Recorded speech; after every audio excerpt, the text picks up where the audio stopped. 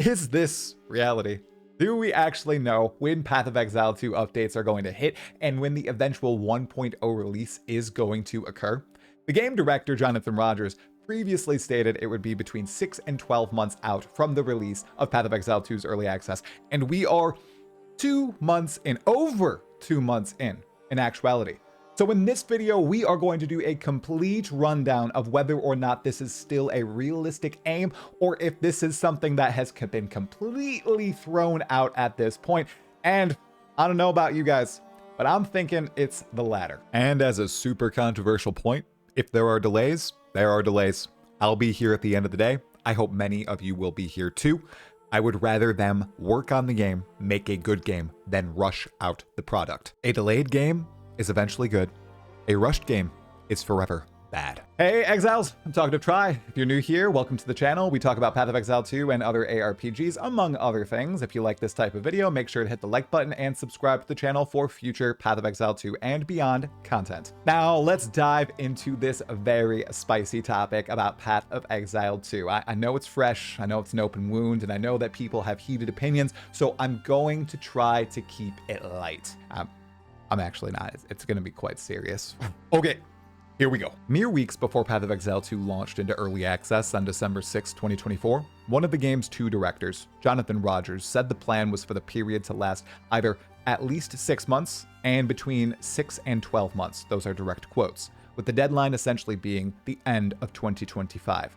It was also stated the rest of the game, meaning the other acts, ascendancies, and classes, were, big quote here, 80% of the way there. However, as the popular saying goes, no plan survives contact with the enemy, or in this particular case, the reality of live game development. As of today, February 9th, 2025, we are 65 days into Path of Exile 2's early access period, or just over 2 months.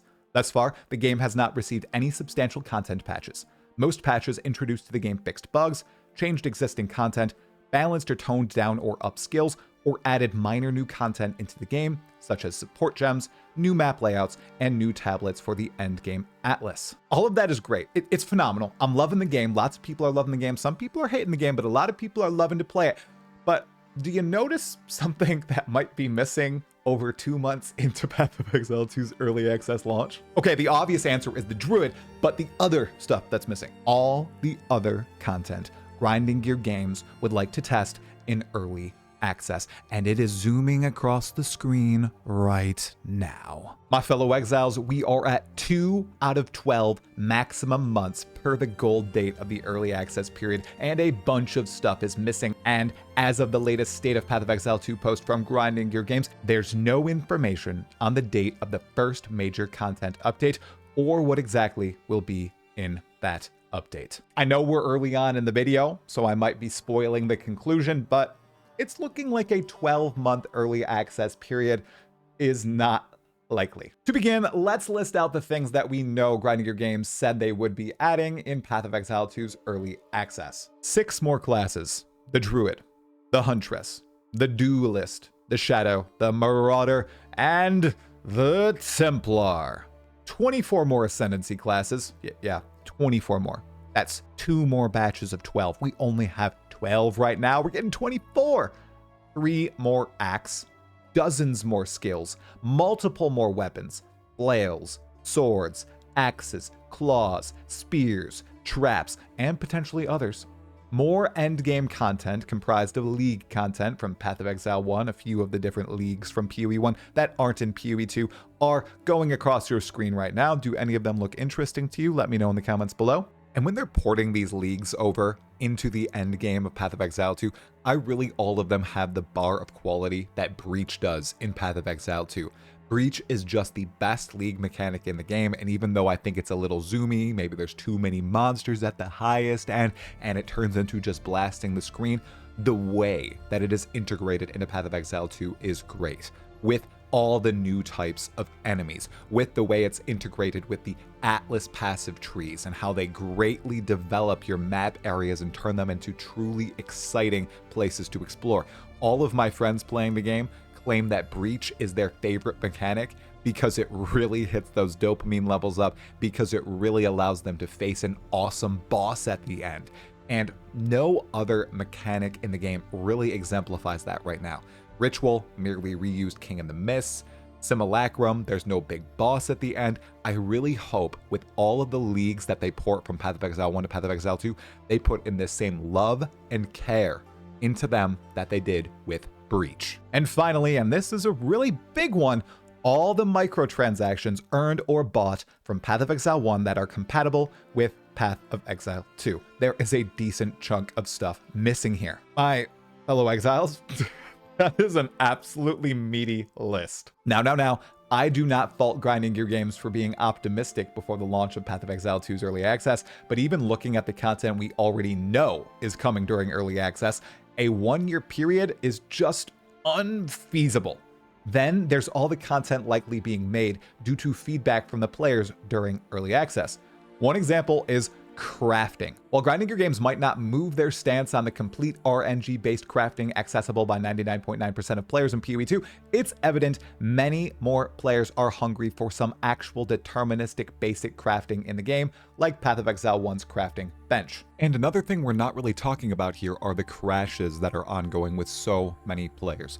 I consider myself very lucky that I am able to play Path of Exile 2 without issue. I've crashed a single time my entire playtime. Other people are crashing multiple times an hour, and others cannot even play the game. So that's another matter for Grinding Gear Games to focus on, but I suppose that is separate from the actual content delivery team. So, with all that laid out, let's return to the question at the start of the video. Was Jonathan being optimistic with a 6 to 12 month early access period? Yes. Yes, he was. He was being extremely optimistic, idealistic, every single synonym in the book for those set of words. Why though? Well, let me preface this with the fact that this is just all in my opinion, and this is just my best guess, but here's what I think happened. Path of Exile 2 has been in development for over 6 years now, behind closed doors, with big reveals only when the team was ready to show them. Great examples are ExileCon 2019, oh so legendary. The 2-year gap in showcases until 2021.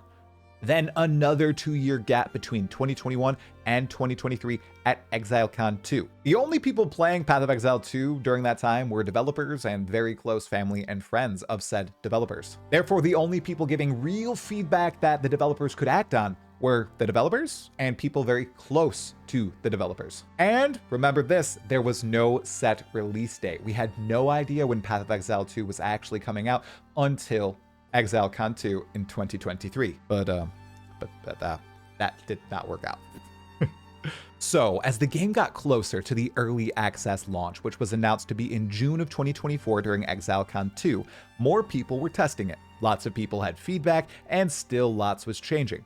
For example, the game was delayed from that June 2024 release to an initial November 2024 release due to the widespread implementation of WASD in addition to click-to-move movement. That was a huge change, just a massive add, tons of work was done, levels were redesigned, animations were completely reformatted, and it was well worth it.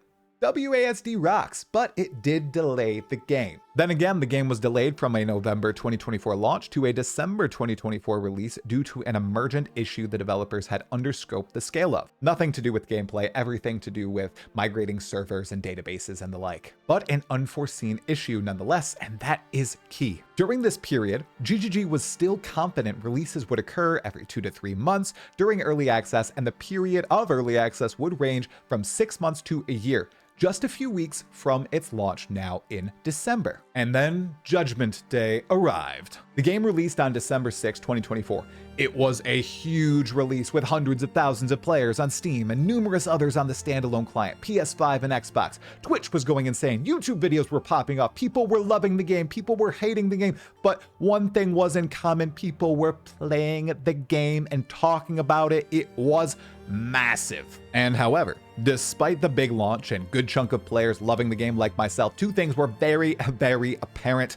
Lots of stuff was still missing, and lots of things needed to be changed or balanced. We all have to remember, this was a beta remarketed as an early access version of a game after all. I asked this in 2024, in March of Jonathan Rogers. I said, well, I noticed that the wording on your website changed from closed beta begins in this time to early access begins, and I think it was at that point undetermined.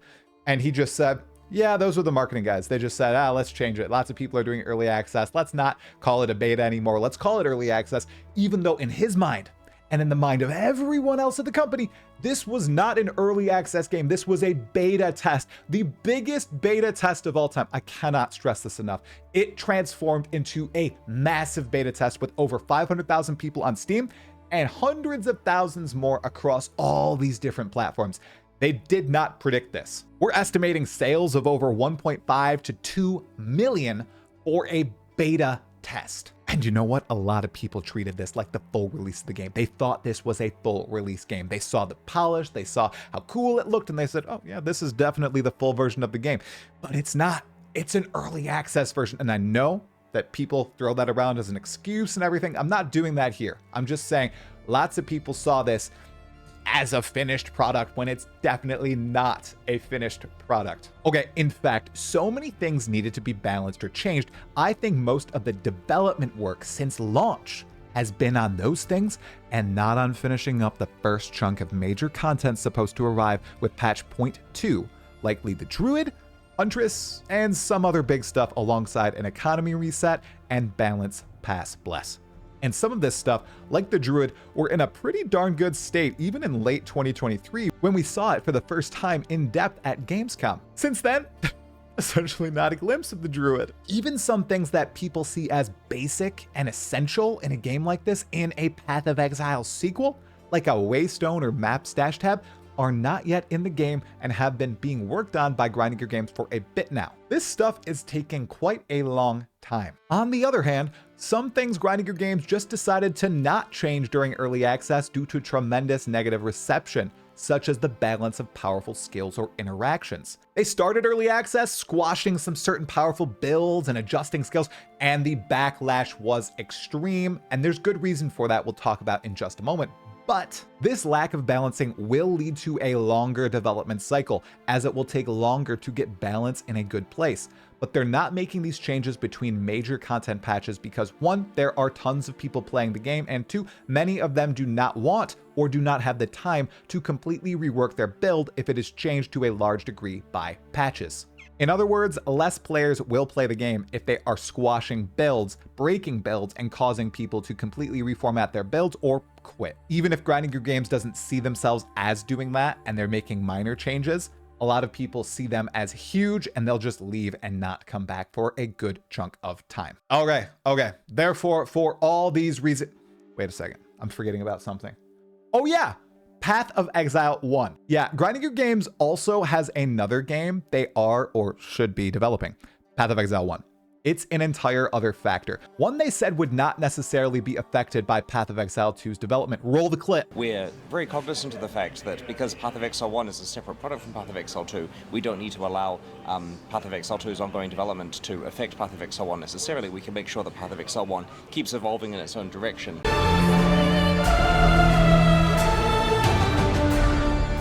However, it has been outlined by Grinding Gear Games in their latest video about the 3.26 delay that this is indeed not the case.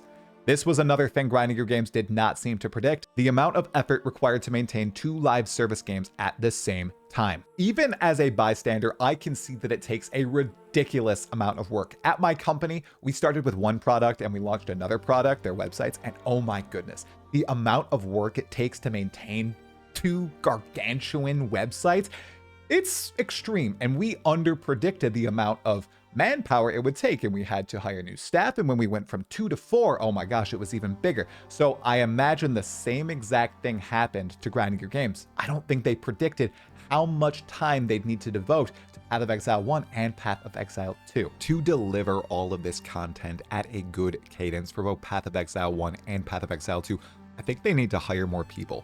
We can see that they were massively successful with Path of Exile 2, more so than any other Path of Exile 1 expansion in the past. It had a box price to get into early access at a minimum $30. Lots of people paid far more to get in. They made a good deal of money here. I really hope they are hiring a great deal more people and not just senior producers, as we're going to talk about briefly. I hope they hire more developers to work on both games here. And another thing that they can work on besides content for Path of Exile 2 is really ironing out what their vision for the game is. There's a lot of people ping-ponging back and forth about how fast you progress in the game and how quick the gameplay speed is. A lot of people were expecting a speed similar to the campaign in even the end game. And right now, it ramps up to Path of Exile 1 levels very, very quickly. I think that has a place in Path of Exile 2, but I think getting there should take a good chunk longer. To sum it all up, I think Grinding Your Games did not realize how much needed to be fixed, changed, balanced, and added to Path of Exile 2 before they set the 1 year of early access deadline for themselves. Or if you are a conspiracy theorist, Tencent set that deadline. Additionally, I think the content cadence of 2 to 3 months may also be a bit rough, especially at the start, given the scale they want these patches to be. I'd estimate 3 to 4 months for content patches and 1.5 to 2 years early access being more realistic. Therefore, to bring it back to the opening of the video, what is a realistic timeline for Path of Exile 2's early access? I'd reckon it's not 6 to 12 months, but 18 to 24 months. And even longer if they decide to do the right thing for the overall Path of Exile community and create a separate development team for Path of Exile 1 to keep that game going. I think there's all one thing we need to remember right now. Much of the Path of Exile 2 team hasn't experienced the live service segment of development in quite some time. They've had the leisure to sit back and cook in the dark for quite a while. So there's likely to be an adjustment period wherein all the veterans with experience, especially those with recent experience, help the team adjust to the new cadence. We even have to remember that before the past 2 years or so, Jonathan Rogers was not the face of Grinding Your Games. It was Chris Wilson. Chris Wilson was in the spotlight, giving all the interviews, going on podcasts, talking to people, and Jonathan Rogers was not doing that. He would write forum posts sometimes do manifestos, but he was not in the spotlight. Now he is. And you can tell there is a huge difference between 2 years ago and now. The dude has way more confidence. The dude is doing way better in the interviews themselves. And I think he's adjusting to it more. However, I think there's some project management problems at the company that need to be remedied. And I got to bring this up. A few months ago, right around the launch of early access, I think right before, I saw 2 LinkedIn posts on Grinding Your Games about senior producers. Now, these are project managers essentially in game development.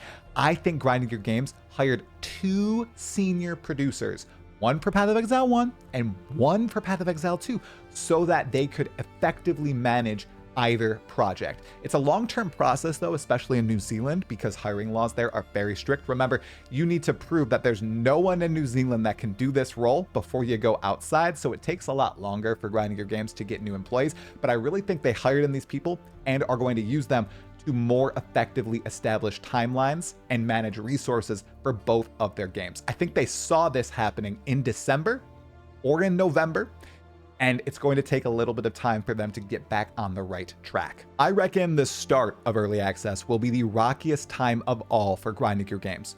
Path of Exile 1, Path of Exile 2, and our communities. Not only are Grinding Your Games adjusting to developing both games in the open and all the changes that entails with communication, actual development, and expectation setting, but we as players are adjusting to it too. It sucks that the Path of Exile 1 development was stalled out due to Path of Exile 2. It really does. And I'm hoping better project management and expectation setting completely avoids that in the future. And both games can live in the best of both worlds. And we can be united once more. Yeah, just one more time, I want to send the message out there. I just want to say, can we all just get along? Leave a comment below. What do you think a realistic timeline for Path of Exile 2 updates and the eventual early access leave is? I really am curious about finding out. Ooh, thanks for watching. If you liked the video, make sure to hit the like button, subscribe to the channel for more Path of Exile 2 content, and watch this video right now about the core features that Path of Exile 2 needs before it goes into the 1.0 launch, like a death recap.